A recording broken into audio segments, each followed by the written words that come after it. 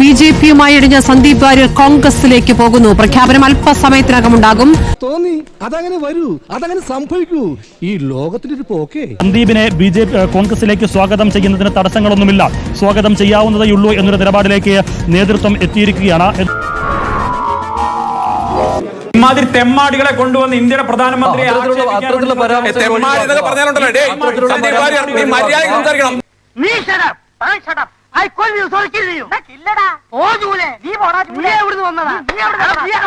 നീ മര്യാദയ്ക്ക് സംസാരിക്കണം. അതൊക്കെ നിന്റെ അച്ഛൻ വീട്ടിൽ പോയി പറഞ്ഞാൽ മതി. അച്ഛൻ വീട്ടിൽ പോയി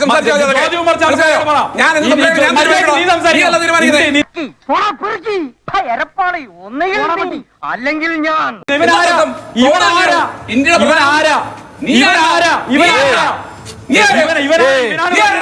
അശ്ലീലം പറയരുത്. പൊതു ചർച്ചയാണ്. നിങ്ങൾ ഈ ചന്തി വിഷയം ഒഴിവാക്കൂ. കുറ്റവാളിയിലേക്ക് മടങ്ങി വരും.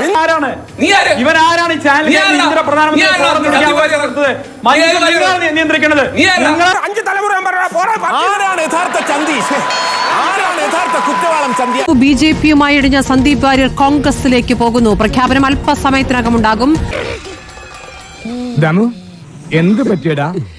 ചായ നെറുകന്തലേ കയറി ബ്ലോക്ക് ആയതാ. ബിജെപി വിട്ട സന്ദീപ് വാര്യർ കോൺഗ്രസിലേക്ക് കൈപിടിക്കുന്നു. സന്ദീപ് വാര്യർ എന്നതാണ്. അങ്കിൾ, ഇവൻ ഇവിടെ നിന്നാ പിന്നെ ഒരു നിമിഷം ഞാൻ ഇവിടെ നിൽക്കില്ല. സന്തോഷം. അത്ര നിർബന്ധമാണ്. ഞാൻ തരാം വണ്ടിക്കൂലി. വേഗം സ്ഥലം വിടും.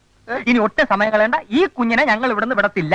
ഒരു ചിരി കാണുന്നുണ്ട്. ഞാൻ നടക്കുന്ന ഒരാളാണ്, ഏറ്റവും സന്തോഷമായി നടക്കുന്ന ഒരാളാണ്.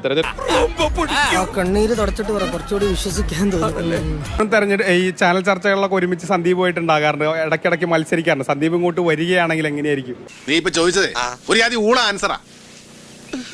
ഗൂഗിളെ അത് വളരെ കാര്യമായ ചോദ്യമായിരുന്നു. കാരണം ടെലിവിഷൻ സ്ക്രീനിൽ ഇഞ്ചോടിഞ്ച് പോരാട്ടം നടത്തിയ ആളുകളാണ് ജ്യോതികുമാർ ചാമക്കാലയും സന്ദീപ് വാര്യരും ഒക്കെ. അപ്പോൾ ഒരു സൗഹൃദത്തിന്റെ മറ്റൊരു ഭാവത്തിന് വേണ്ടി കാത്തിരിക്കുകയാണെന്ന് തോന്നുന്നു അല്ലേ? കാര്യം നമ്മൾ പലപ്പോഴായിട്ടൊന്നും ഉറച്ചിട്ടുണ്ടെങ്കിലും ഞാനത് മറന്നു. ആണുങ്ങളായതൊക്കെ പതിവാ. നീ ഇന്നു മുതൽ എന്റെ കൂടെ കൂടിക്കും, ശിക്ഷനായിട്ട്. തൽക്കാലം ഇത്രയും മതി. വരട്ടെ.